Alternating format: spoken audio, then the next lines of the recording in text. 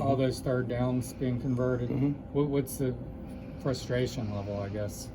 Well, obviously, because we were playing so well on first down, and in the run game, it does become frustrating. But then at the end of the day, you start looking up at the score and you see them where you're, one possession behind, or hey, get the ball back, that kind of deal. So it's always about the next play. So you kind of don't. I never really worry about the last play until we're on the sidelines. It's like the next play, next call. How do we get them stopped? Just like when a guy goes down from an injury standpoint. I feel for the guy because I love the guys, but it's about the next. You got to get the next guy ready, and to me, it's about the next moment. Just like I told the guys today, from a competitive standpoint, you got to really be wanting to play Vanderbilt today because you get an opportunity to go out and play. And guys work really hard. They like to be successful. So we got an opportunity Saturday to showcase our talents and get back to the way we played. What were the halftime adjustments? Halftime adjustments? Well, on the early down stuff, not a lot. On the third down stuff, we honestly played as much pressure or simulated pressure as, say, zone.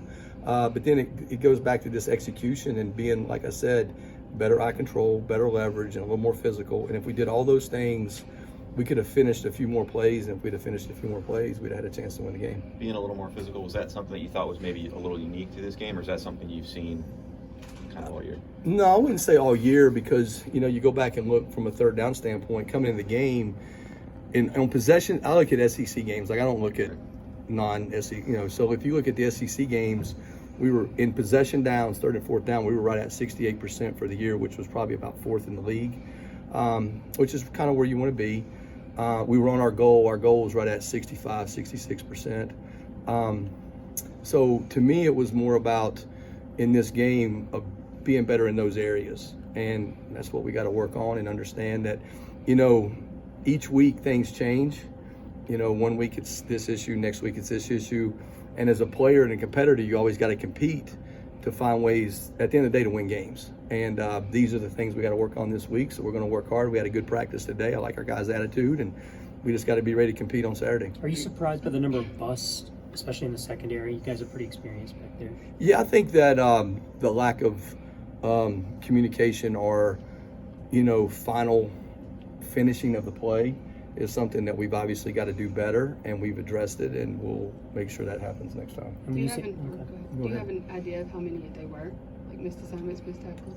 Oh, well, if you're just strictly talking, third down, 12 of 18, there's 12 of them. So you can go that route. When you're talking about aggressiveness, are you talking about on the back end or up front? I'm talking about all over the field. When I say physicality, I mean, I'm saying that we need to be more physical in all areas, and not just. And I'm not talking. I thought our run defense, we were really physical. I mean, that's a good runner. That's a good offensive line. They really couldn't run the ball. And like I said, I think it was their lowest total in a regular season game since LSU last year. But I mean, I think you got to challenge guys. You got to get on guys, and you got to play with. You got to play with a little more physicality, and that's what we'll work on. The injuries at linebacker. Yeah. Can you play? Not anymore. Can you give me one play? Not anymore. I'll get fired. Yeah, real quickly. You'll be on Twitter. You'll be on Twitter. I'll be getting roughed. I have a little meme of me getting blown by.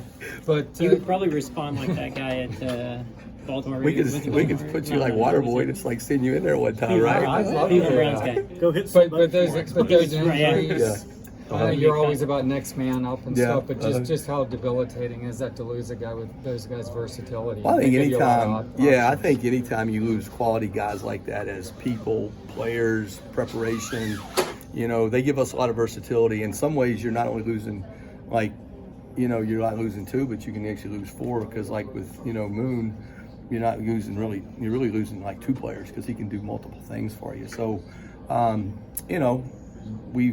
we got a depth chart. We're working on it, and guys understand. Here's my role, and I got to be ready to play. So, what have you seen from Mahmoud? He's a guy that's Mahmoud actually did a good job in the game. Came in there, really played more in our base stuff, and played in the run defense. Mahmoud's really fast as he continues to grow and develop, and he's a redshirt freshman right now that could that is playing because of our situation. He's a talented guy, but at the end of the day, you know, a year from now, he's going to be a much bigger, stronger guy when he gets a year in the strength conditioning program. And then you combine that with his speed that he already has and athletic ability, he can be a special guy. I like it wasn't too big for him. You know, I always look at, you know, can you tell me what's happening on the field? Can you communicate with me? You know, when like you're not in the ballpark on that, that's when I have trouble. Not that you're not going to make mistakes, but when you can communicate and verse with me, here's kind of what I saw or here's what happened, we can work with that. And I thought he did a really good job with that. I thought he understood what was going on, how he needed to play, the things he needed to correct, and he made a few plays for us. So I was pleased with his progress, and I think he'll obviously get some snaps moving forward. Trey Dean has all the physical tools you'd want, but seems to be out of position here and there. What's I think, you know, holding him when you back look a at Trey's a very competitive guy, a very passionate guy. He's a guy that we were able to win 10 games with last year as an outside player. This year, we're actually 7-2 with him as an inside player. I mean, we've won 7 games with him this year. So we'll continue to work and develop him and, you know, kind of get him in the right spot. How steep is the learning curve with that position? It's not steep. I mean, it's shorter zones. Things happen quicker sometimes because you're closer to the ball, meaning like it's like any sport, the closer you get to the ball, the quicker things happen. But from a learning position, it's not really, I mean, if you're the flat player, you got first to the flat. If you're the hook player, you're going to stay inside of 2. I mean, so there's concepts there that you can break it down into about 3 or 4 things, and you put all your techniques into that, and then you just kind of react or play relative to what you see. Anything jump out to you about Vanderbilt's rushing attack? You know, they did a good job against like LSU as far as getting some point of attack movements. I think their line's pretty physical. I think their running back's really good.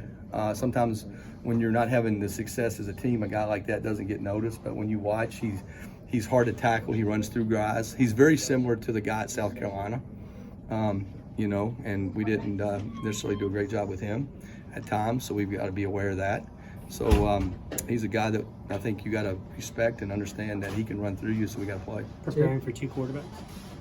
Yeah, I mean, they don't have an injury report, right? No, not yet. Yeah, I wish they had one in college football. You know. Do you though? Dan Dan doesn't. might disagree. Huh? He might disagree. I think everybody should do it. Everybody does it or everybody doesn't do it. That's With what I gambling, think. it seems inevitable.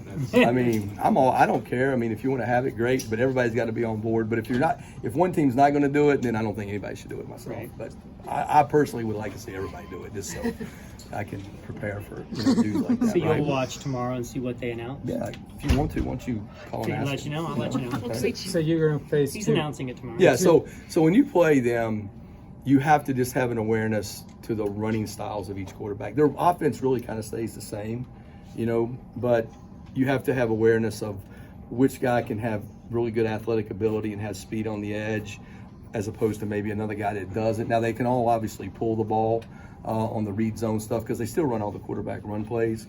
It's just some guys will be a little more dangerous than others. And then in the pass rush and things like that, some guys you have to account for a little bit more in the pass rush because they can take off and, you know, create double-digit plays and things like that. So I don't think you really change how you play them. It's just you have to have an awareness of who that guy is to understand his athletic ability. You're going to face probably maybe 2 of the best tight ends other than Kyle in the league. Yeah. The next 2 weeks, I think. Yeah. What's the challenge there? Where does that responsibility kind of fall? Well, I think that anytime you have, it'll fall obviously on the linebacker / safeties kind of guys. Not that our corners couldn't be on the guy because people line guys up all over the place. The biggest thing there is when you have, you know, guys that have size like that, is getting into them, being physical and trying to get them off the spot and being in tight coverage where guys had to be accurate with the ball. How do you think you've done against tight ends? I mean, the Miami guy got some, but yeah, I mean, the Miami had the one play there. You know, I really can't say that I felt like the tight ends have hurt us. I'm not saying that they haven't made plays, but I haven't seen any Gonzalez's or Kellen Winslow's out there. they're pretty you know, challenging. Oh, 2 yeah, guys coming yeah. up, Pickney and Pickney's a good I can't player. pronounce Alberto. Alberto, yeah. I think both of them are challenging guys. I mean, the guy at Missouri last year was He's incredible. he actually got hurt in our game, if you remember. I didn't. You know, But maybe you should be in concussion protocol. Permanent concussion. No, but no, you're right. Both guys are good players. I think anytime you have a tight end that's athletic and catch the ball, it just adds a dimension to your offense, and that's what it does, because it stretches you in the sense of more guys have to cover. Meaning, you know, some of the teams we played the last couple of weeks, you really didn't worry about the tight end, and you could have a guy cover them knowing that, hey, he could kind of cover.